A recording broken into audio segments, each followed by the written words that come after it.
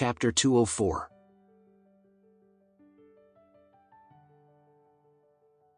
Who was this unfortunate person who actually had so much money to be fooled by this profiteer? Alex could not help but ask Trump, who did Sherlin sell those pills to? I'm not sure.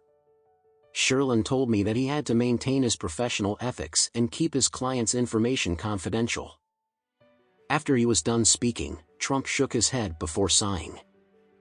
Sherlin gave me the $1 million and told me that he was doing me this favor to honor you. I tried to give him some commission for his hard work, but he refused to accept any money from me. He is really a very talented salesperson, but it is a pity that he is a swindler. I advised him to try to make a living by getting a decent job. Alex shook his head. It was completely impossible for Sherlin to change his occupation. He had already been a swindler trading in antiques ever since he was young, and it had already become a habit for him. If he had to work a decent job in an office, he would probably give up on life immediately.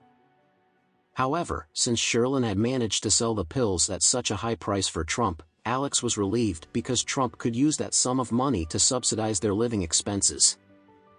After all, they had already been kicked out from the Richard family and Emma would probably be unemployed for the time being. Moreover, Trump would no longer be receiving any dividends from the Richard Group since they were no longer part of the company. Thus, Trump could use the money to help them through this transition. No longer depressed because he had made $1 million out of nowhere, Trump smiled before he started humming as he walked into his bedroom.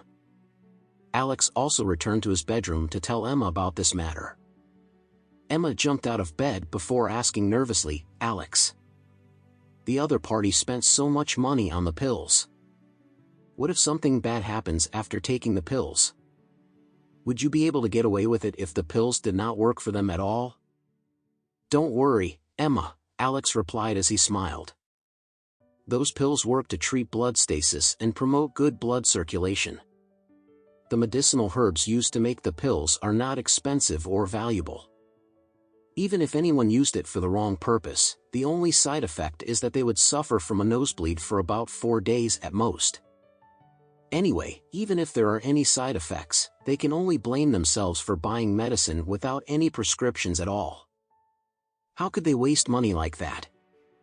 Emma was still not convinced and fretted over it. "In that case, why don't you tell me who on earth would be willing to spend $1 million to buy those 2 pills?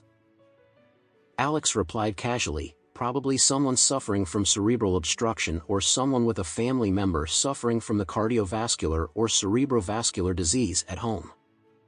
That pill would also be very effective for people suffering from these illnesses." Emma finally felt a little more relieved after listening to Alex's explanation. After all, these were all terminal illnesses that would cost no less than $700 million if they were to treat their condition in the hospital. After they were done with dinner, Alex received a phone call from Don Steven as he was washing the dishes. Even though Steven was a very well-known mobster boss in Oris Hill, he had been rather depressed and had maintained a very low profile ever since meeting Alex. Alex did not look up to him at all, but he felt that Steven was actually very sensible.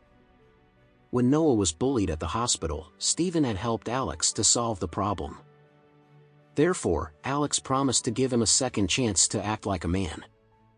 However, Alex did not expect him to actually call him personally. Upon answering the phone, Alex asked, "Steven, why are you looking for me?" Steven smiled before he replied, "Oh, Mr. Anderson. I called because I heard about what you did during the metaphysics competition at the White Family Mansion. I would like to congratulate you." At this time, Alex simply spoke coldly, "Get straight to the point and tell me why you are calling me today." Steven hurriedly replied, "Oh, Mr. Anderson, you're incredible. You could see right through me."